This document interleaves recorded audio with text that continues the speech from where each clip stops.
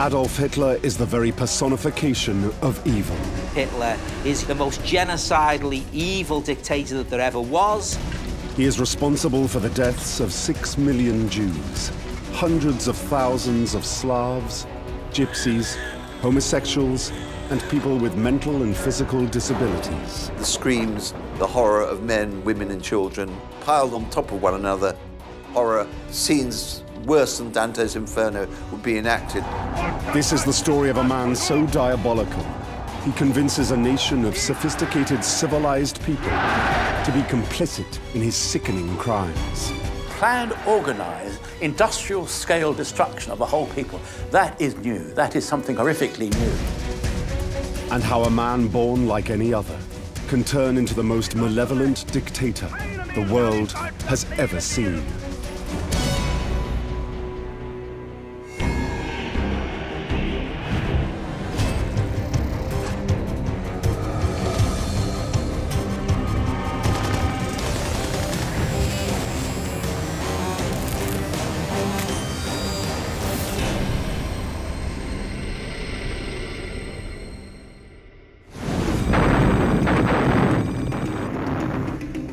As soon as the Soviets break through the German front in early 1945, the outcome of World War II is clear.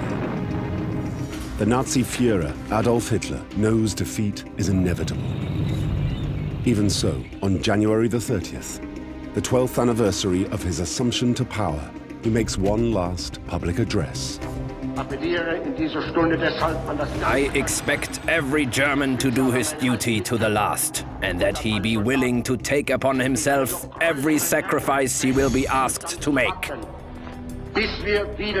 For 10 minutes, Hitler warns his people that after the war, the European nations would not be able to withstand Bolshevism, and calls on them to rise up against the Soviets, even if it means all of Germany will come crumbling down. He was a Samson who wanted to pull down the pillars of the temple upon him. For the Führer, he and the German state are one. What he wants, it wants. And if he dies, it must die too. So Hitler orders his men to carry out the Nero Decree, the destruction of his country's infrastructure as a punishment for its defeat. Yet the lingering question to this day is not that this madman is losing the war, but how someone who holds such deranged views came to power in the first place.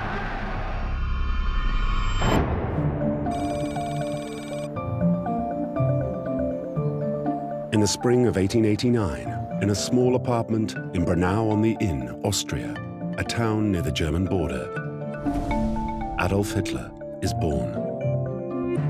The fourth of what will be 6 children for this devout Roman Catholic family, young Adolf is quickly acquainted with death as he witnesses 3 brothers and a sister die in infancy.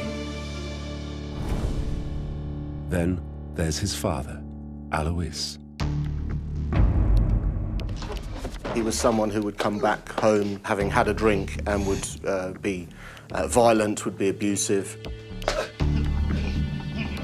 He didn't spare the rod. He thrashed Hitler, teaching him from very early on that might was right and that strength and brutality were allied to domination.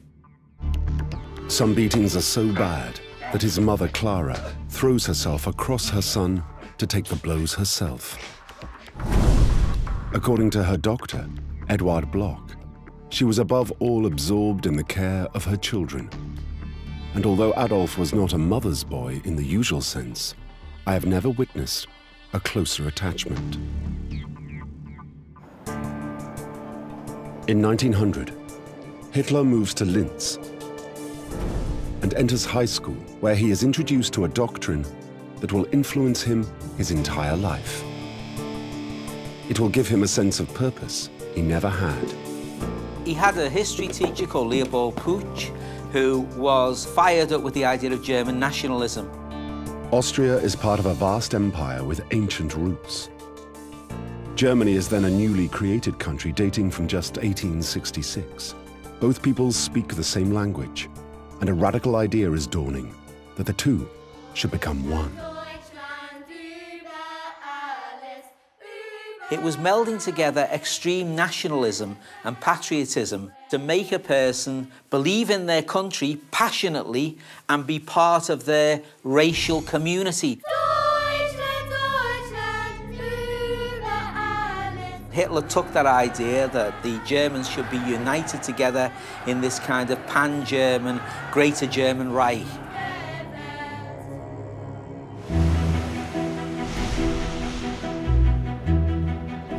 In 1907, at just 16 years old, Hitler leaves school for the Austrian capital, Vienna, one of Europe's greatest cities.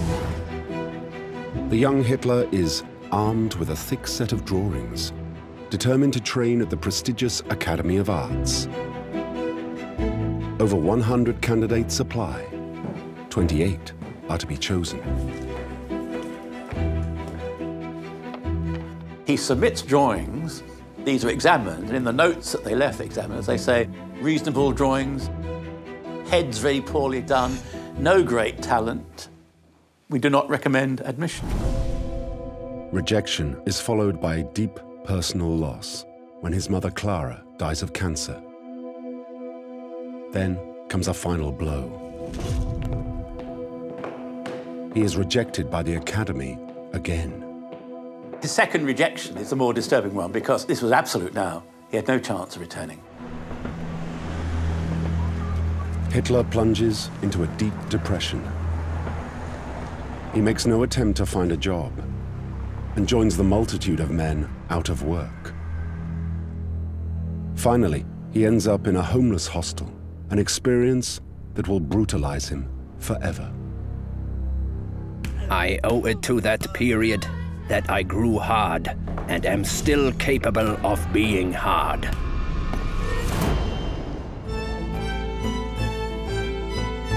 To survive, he sells pictures of Viennese buildings, and he also becomes a close observer of politics. He is repelled but fascinated by the growing socialist movement.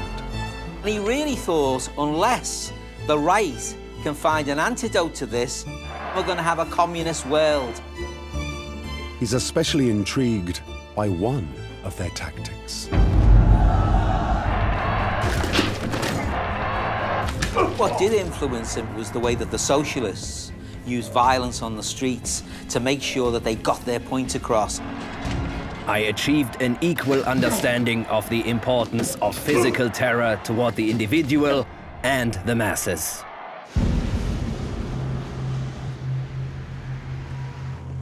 Other observations start stirring in Hitler's head. Vienna in 1910 has a huge Jewish population. There are more than 175,000 Jews living in the city, and Hitler starts to loathe them. Wherever I went, I now saw Jews, and the more I saw, the more sharply they set themselves apart in my eyes from the rest of humanity. I had ceased to be a weak-kneed cosmopolitan and became an anti-Semite. At a mere 21 years of age, the main building blocks of the Nazis' evil ideology are coming together. Intense personal hardness, extreme nationalism, a belief in the use of violence and terror, and a loathing of Jews. Vienna was and remained for me the hardest, though most thorough school of my life. In it, I obtained the foundations for a political view which never left me. Then in August 1914 comes an event that will affect Hitler and all German-speaking peoples in a most horrific way: World War I.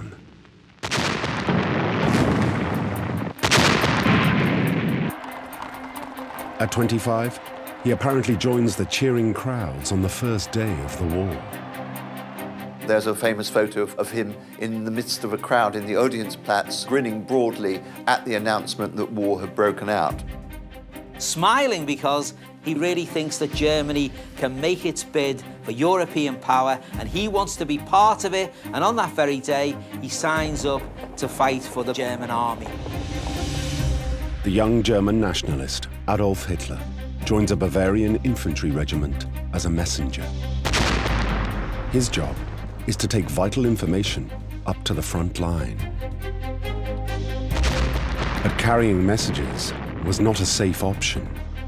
The regiment suffered very, very high casualties indeed, and Hitler had found out that he wasn't a coward, that he could stand the fact that bullets were whizzing all around him. In his first year, Hitler is awarded the coveted Iron Cross for bravery. He also shows his characteristic refusal to compromise. When German and British troops meet in no man's land on Christmas Day 1914 to sing carols, he will have no part of it. How dare they, he said, fraternize in a war? These are the enemy. We can't shake the hands of the enemy who we're going to kill. No, this war was a fight to the finish, and he wanted Germany to win it. But in 1918, his luck runs out. At the Battle of Ypres, he's blinded by a British poison gas attack. Particularly virulent sort of gas called mustard gas, which attacks the lungs, the eyelids, the soft tissues. The wounded Hitler is transported to a military hospital in northern Germany for treatment. Usually, when a soldier is particularly affected by that attack, he is blinded, but the blindness goes away in a few hours or days. But strangely, Hitler's eyesight doesn't return. His doctors can't understand it. One story goes, they ask a leading German psychologist, Edmund Forster, to take a look at him. Forster concludes that his blindness is hysterical, not physical. He prescribes that the only way to cure Hitler is to boost his ego.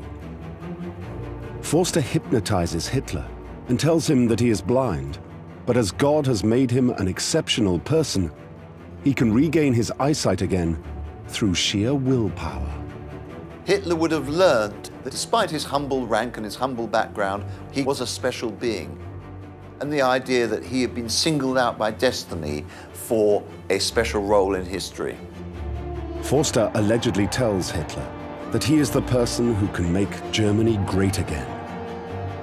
It's a message that Hitler takes to heart. He is not like other men. Forster then holds a lit candle in front of Hitler's eyes and says that if he can see the flame, he's cured. The mind game works. Hitler's vision returns, and he becomes convinced he is a man of destiny.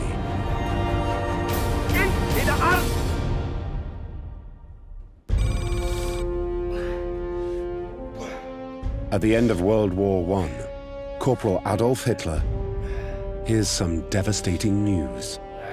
He says a trembling pastor came in and said Germany had surrendered, the war was over, Germany had lost. Everything went black again before my eyes. There followed terrible days and even worse nights. In these nights, hatred grew in me, hatred for those responsible for this deed. Convinced he is a man of destiny, Hitler makes a promise to himself. When I was confined to bed, the idea came to me that I would liberate Germany, that I would make it great. I knew immediately that it would be realized. By 1919, the 30-year-old Hitler returns to a Munich ravaged by war. He believes that Germany only surrendered because it had been betrayed by left-wing politicians, many of whom were Jews, who plotted to ensure Germany's defeat. He viewed that armistice in 1918 as a stab in the back for the German military and had been done, in his mind, by the politicians of the centre and, crucially, by the Jews. True to his vow to make Germany great again, he drifts into a fringe political party, the German Workers' Party. They have no members of parliament and only a few hundred supporters, but they do have rousing meetings in beer halls. He loves their communist-bashing rhetoric and their hatred of the Jews. The party members quickly notice Hitler's passion as a speechmaker and enlist him as their propaganda chief. Within a year, it becomes known as the National Socialist German Workers' Party, what we now call the Nazi Party, and Adolf Hitler is its leader.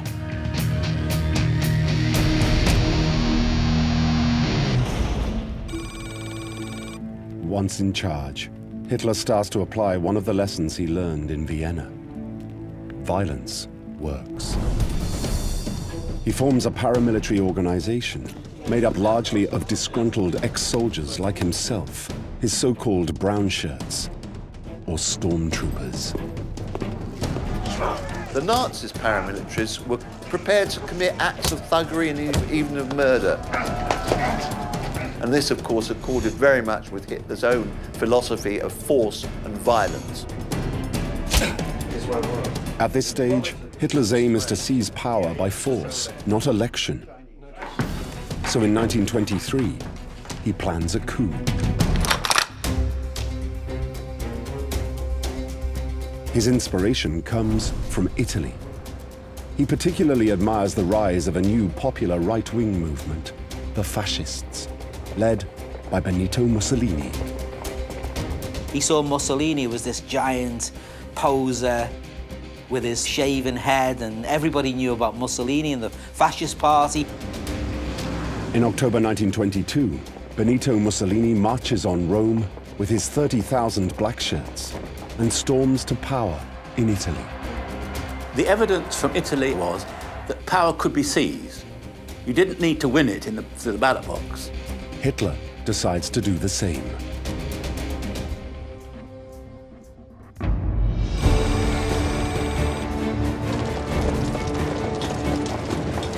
With his 600 stormtroopers, he takes over a beer hall in Bavaria, where the state prime minister Gustav von Kahr is holding a meeting. As he enters the building, he fires a shot into the ceiling and declares a national revolution. Then he marches into Munich to seize power. The state police have been alerted and open fire.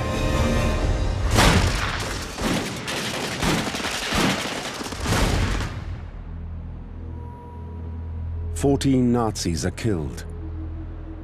Only wounded, Hitler manages to escape. But 3 days later, he's arrested and sentenced to 5 years for treason. It looks like he's finished.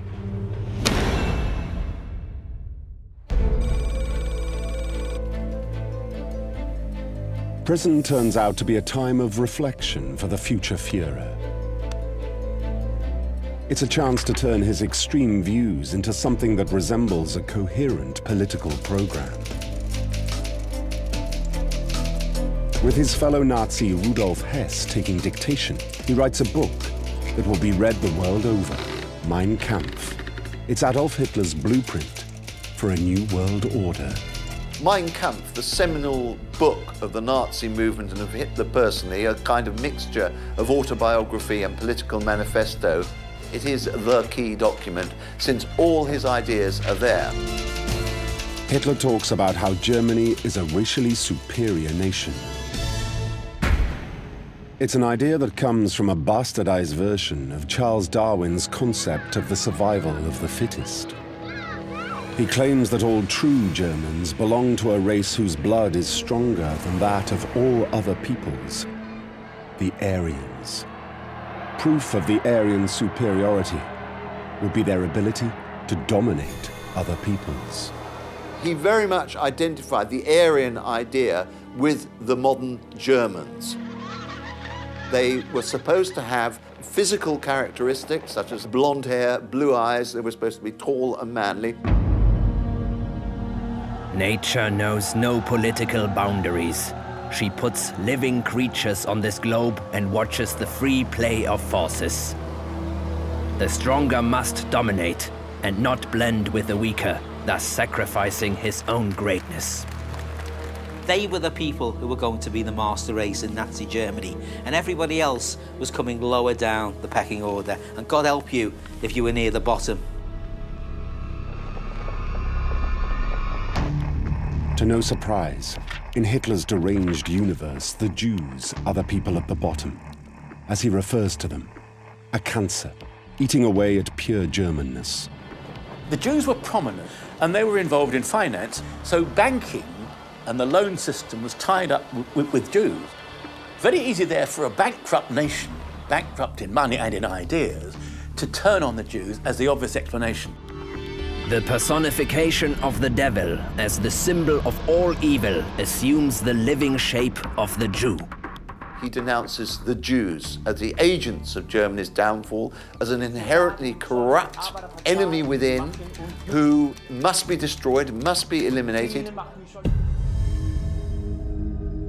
Anti-Semitism is nothing new in Germany or Austria, but Hitler takes extremism to extremes. Even in the early 20s, he is explicitly writing about his desire to wipe the Jews off the face of the earth. He talks about Jews being held under poison gas. So this is a very, very chilling precursor of the actuality which came to pass 20 years later with the actual Holocaust. Hitler argues that the Aryans' racial superiority should drive his foreign policy. First, they should be allowed to take back all territory that was taken from Germany at the end of World War I, and rebuild the army to become the most powerful in Europe. Then he goes further.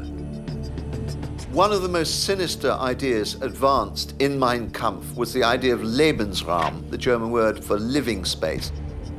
In Hitler's view, the Germans have the right to seize land from the racially weaker peoples. This means the Slavs, in particular, the Russians. Where was space to be found? In the east. The millions of square miles stretching across into Russia. That's where Germany must expand.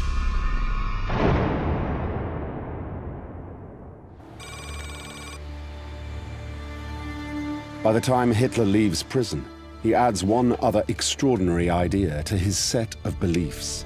He is not just an exceptional person. He has become the Messiah. At a celebration in 1926, he announces to his friends that he will complete the work that Christ had begun, but had been unable to finish. He even claims that he is visited by an almighty power, who tells him that he has been chosen as Germany's savior. One day, this belief will be shared by others. There are churchmen, right through to the collapse of Germany in 44-45, who said that Hitler was the nearest thing to the redevelopment of the Christian principle in action.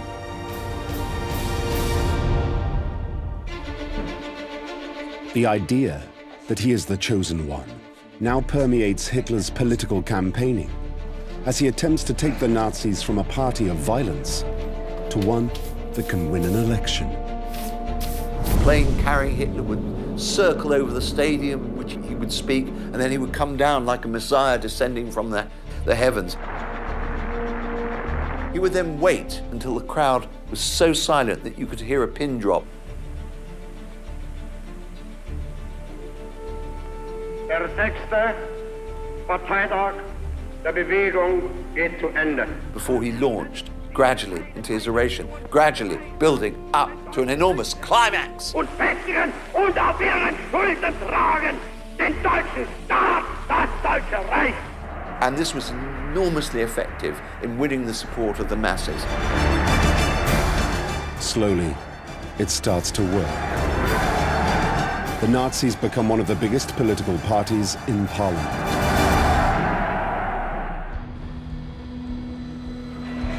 Then in 1929 comes the event that will catapult Hitler into power. The Wall Street crash and the Great Depression. Germany is hit worse than any other country when American banks withdraw their loans. Within a couple of years, 6 million Germans were out of work and really on the breadline. People start longing for a strong leader to see them out of this crisis. So the Nazis surge in the polls. In 1933, the Nazis become the largest party in parliament. leading to the once imprisoned political agitator Adolf Hitler being offered the role of Chancellor of Germany. For a man with a God complex, it's a position he uses to decide who will live and who will die.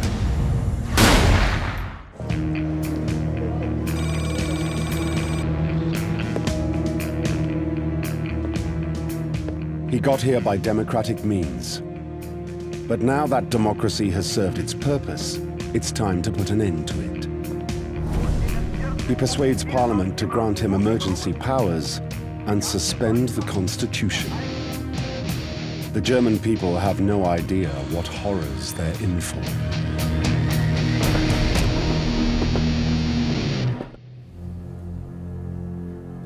First, he begins his creation of a German master race. What Hitler wanted was a racially pure master race. And of course, this involved selective breeding, it involved the fittest in society. It was the tallest, the fastest, the fittest. In 1933, Hitler issues a law to prevent hereditarily diseased offspring. It's a racial hygiene program to sterilize parents and potential parents deemed to be undesirables from having children. 400,000 people are sterilized between 1933 and 1945, and these are ordinary German citizens because they don't fit the master race principle.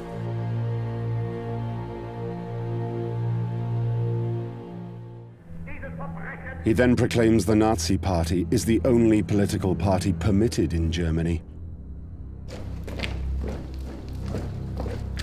and unleashes his stormtroopers. 4,000 communist politicians and their supporters are beaten up, imprisoned, or murdered, an action that destroys them as a political force.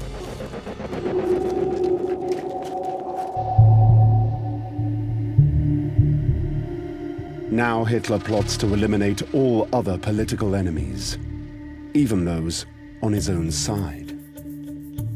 Amongst them is the head of his stormtroopers, Ernst Röhm. Röhm has known him for years and is the only one permitted to call him Adolf. But Röhm is making too many independent noises for his Führer. The pivotal moment in the creation of Hitler's dictatorship is the Night of the Long Knives. Almost like a Don Corleone evening with the aim of crushing the stormtroopers. Hitler organizes a deadly trap.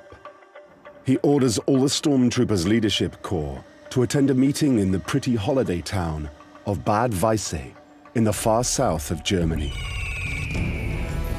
In the early morning hours, he arrives at a lakeside hotel in the town with members of the SS, his personal bodyguard. Together they make their way to Röhm's room. Hitler bursts in and says, Aufstehen, Sie werden verhaftet! "Get up, Ernst. You're under arrest for high treason."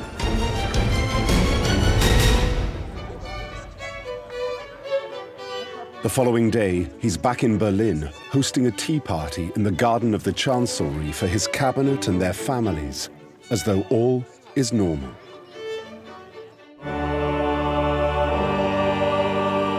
And for a man as evilly deranged as Hitler, it was. But in reality, over the last 24 hours, roughly 200 senior SA officers are arrested. Many are shot, including Röhm. Then he turns on his opponents outside the party. A code-worded phone call sets in motion what will become one of the most notorious events in Nazi history.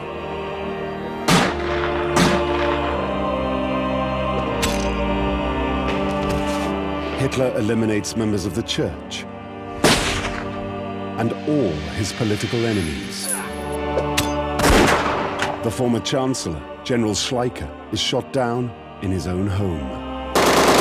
The man who'd sabotaged the beer hall putsch in 1923, Gustav von Kahr, was dragged out of his house, taken to a swamp and butchered with a pickaxe. Hitler's actions hammer home that he really is a godlike supreme ruler of Germany. He now has the power to decide who lives and who dies.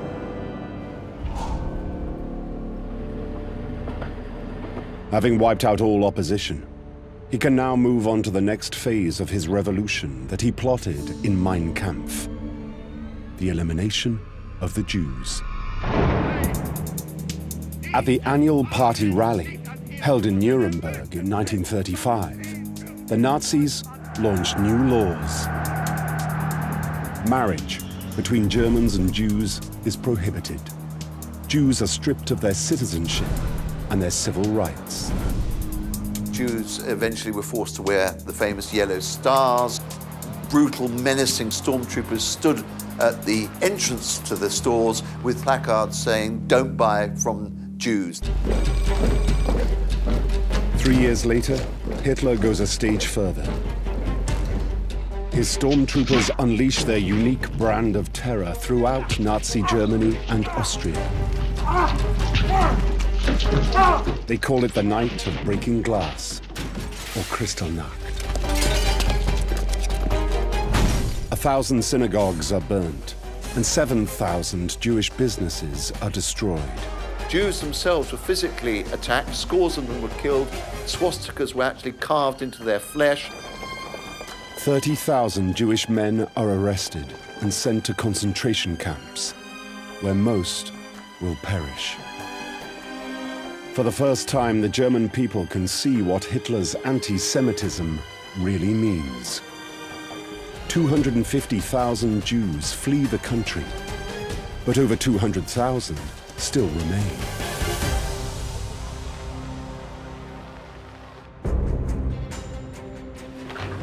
All the while, Hitler is building up his military to seize more land for Lebensraum.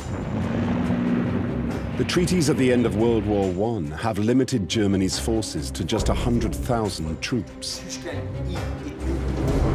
But as he promises in Mein Kampf, he creates the most advanced army in Europe. We have the whole of Germany militarized, motorized, rearming at a rapid pace under his direction, and it is a country utterly transformed. Hitler now pushes through his foreign policy goals towards Lebensraum. First, he sends his troops into the Rhineland, an area that had been part of Germany before World War I and has since been occupied. 2 years later, he annexes Austria, fulfilling his schoolboy dream of uniting the German and Austrian people. We need back the Rhineland, we need Austria, we need all the parts were taken from us. There's a logic, and many people were convinced. Even Churchill said that in logic, Hitler had a case. A year later, Hitler seizes a part of Czechoslovakia with a large German population, before pushing forward to take the rest of the country, even though there are no Germans there. Germany needs to expand, needs to take territory, mainly towards its east. Each time the result is the same. Britain and France talk tough, but do nothing. So when they say that they will declare war if he invades Poland, he ignores them.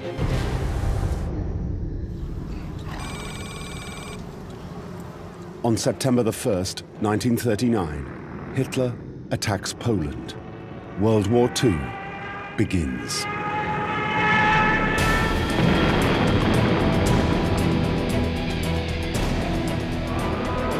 For the first time, foreign leaders see what a madman Hitler really is.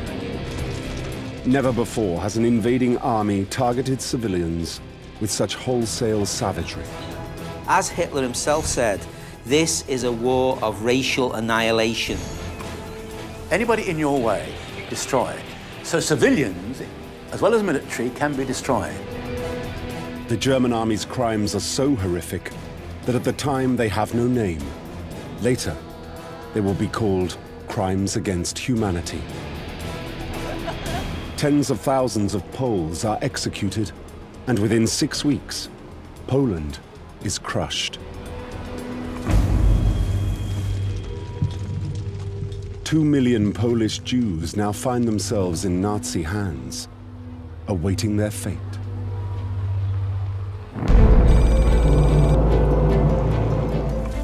In the spring of 1940, Denmark surrenders, and Norway is taken.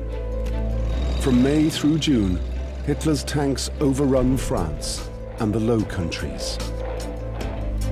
To Hitler, these successes reinforce his personal belief that he is the Messiah for the Aryan people, and remove any hesitation when it comes to invading Stalinist Russia. In June 1941, having primed his army with the idea that mass murder was going to be not only tolerated but encouraged, he launched the attack on the Soviet Union.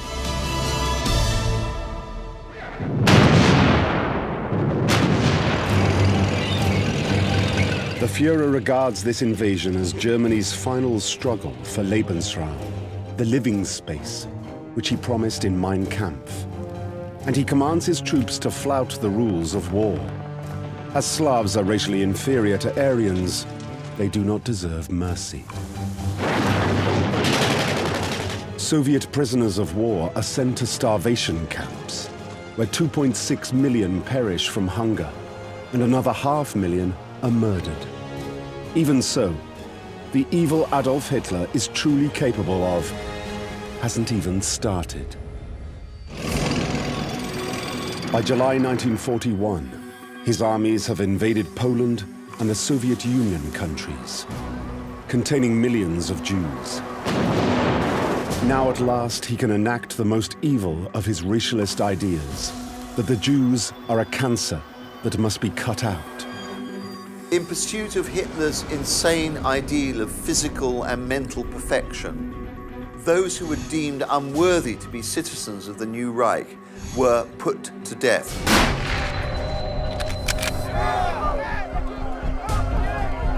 Einsatzgruppen, special death squads, are sent in to murder the Polish and Russian Jews. Their victims are made to dig a trench. A first wave gets into the trench and then are shot.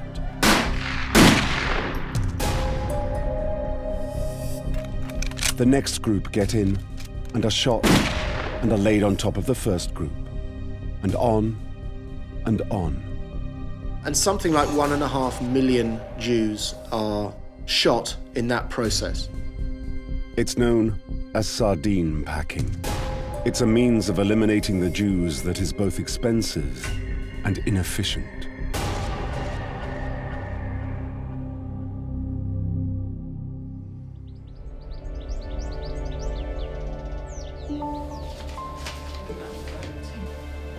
In top secret, Hitler's henchmen are experimenting with other forms of mass murder. As a forerunner of what will become known as the final solution, Hitler's plan for the annihilation of all European Jews, the Nazis begin a secret euthanasia campaign to kill disabled children. Children with Down syndrome or various other mental and physical disabilities would be taken away from their families, taken to a special hospital where they would be put to death by lethal injections. Some 5,000 innocent, sick and disabled children are murdered by lethal injection, administered by carefully selected nurses and doctors. But this too proves to be slow and expensive. A secret department, known as T4, is set up to find a way of killing as many people as possible, quickly and quietly. It tries out poison carbon monoxide gas in shower rooms, where a further 70,000 physically and mentally disabled men, women and children are killed.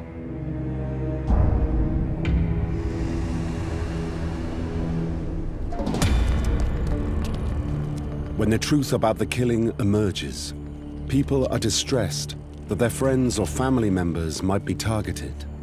Euthanasia went beyond what had originally been planned, so much so that many Germans, learning of it, began to protest.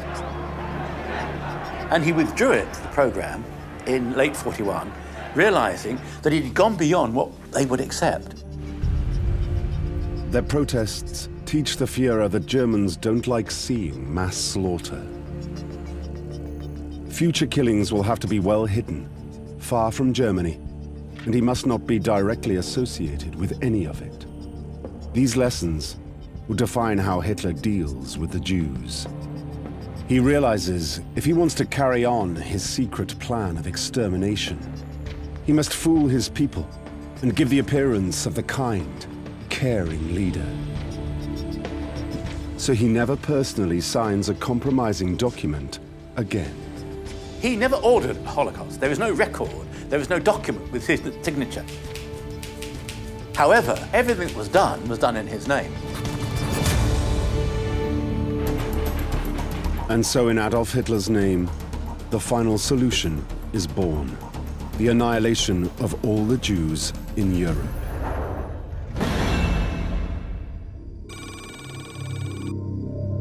By December 1941, his final solution is underway.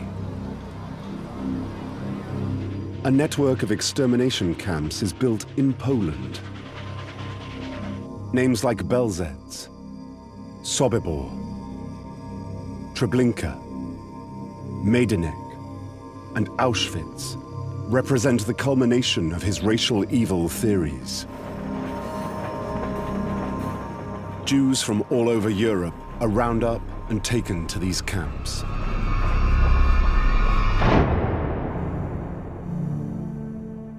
On arrival there, of course, some would have died, but would have perished of hunger and thirst on the journey. The cattle trucks would be unlocked, and the Jews would find themselves tumbling out onto the platform, where they would be met by SS guards with whips and holding famished dogs on leashes. They would be roughly separated into groups. Families would be brutally torn apart then and there. Some pathetic attempts were made to disguise the horror of what was happening. The gas chambers themselves were said to be delousing shower units, so the Jews would take off their clothes and would be driven naked into the gas chambers. The doors of the gas chambers would then be sealed. The gas would turn on and horror, scenes worse than Dante's Inferno would be enacted. The screams, the horror of men, women and children piled on top of one another. A truly horrifying, almost unimaginable scene. Planned, organised, industrial-scale destruction of a whole people. That is new. That is something horrifically new. I think Hitler is uniquely the most genocidally evil dictator that there ever was, and fundamentally, he was going to kill as many people who were outside of his master race principle as he possibly could. Over the years, the killing machine is refined. From arrival to death of the Jewish prisoners now took less than an hour. These death chambers were easily capable of killing 12,000 to 15,000 victims every day. It culminates in the hell that is Auschwitz. Auschwitz-Birkenau, most famous camp of that period, down in southern Poland. There are 6 death camps set up, all within occupied Poland, which are expressly designed for the mass killing of human beings. It's just purely death. They're not camps in which people work or there's slave labour used. These are just pure and simple death camps. Murder on such an industrial scale creates one particular problem. Hitler needs mass participation. It involved office workers, train drivers, transportation of people, workers who worked in the camps, Nazi bureaucrats who had wives back in Germany. Nobody could be unaware about what was going on in the Holocaust because, of course, it involved everyone. To make the Holocaust socially acceptable, Hitler's solution is to blame the Jews for their own destruction. If the international Jewish financiers should succeed in plunging the nations once more into a world war, then the result will not be the victory of Jewry, but the annihilation of the Jewish race in Europe. In that statement, Hitler attempts to absolve the German people of any guilt. The Jews are made responsible for their own misery. By the end of 1944, 6 million Jews are murdered on his approval. Hitler believes he's finally achieving his dream, but ultimately, he will be proved wrong. Those inferior people he so detests are now closing in on him.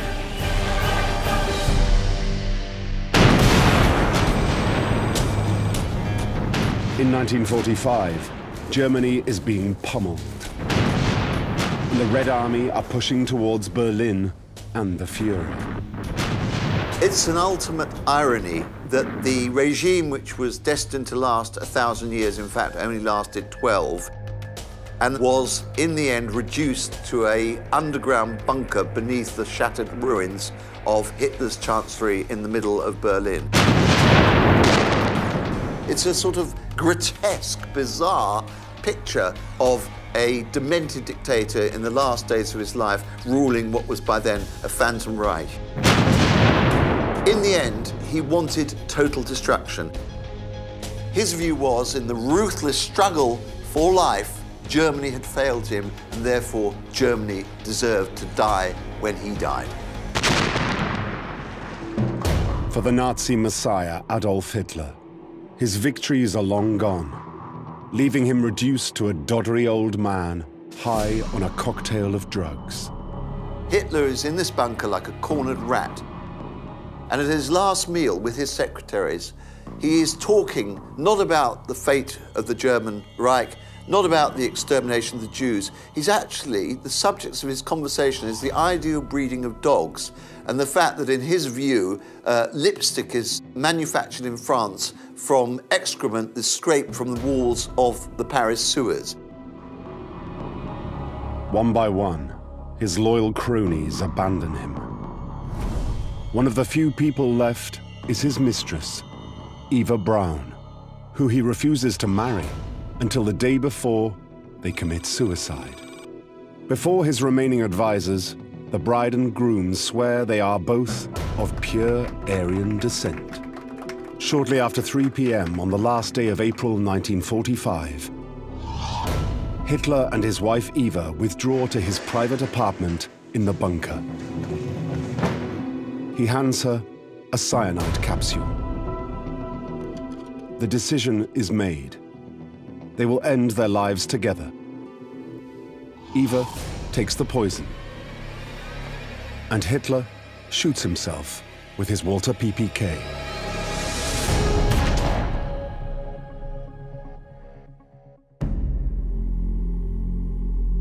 So ends the life of the most evil dictator the world has ever seen. Just over a week later, on May the 8th, 1945, Germany surrenders. Hitler's war is the bloodiest in the history of the world. And with the discovery of his death camps, everyone learns the true evil of his regime. Hitler was something uniquely different in history. He was a man who brought ethnic cleansing and murder into the policy of a war.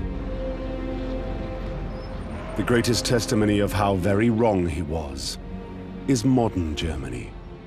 Today, it is stable, democratic, multicultural, and tolerant. Everything that Hitler would have hated.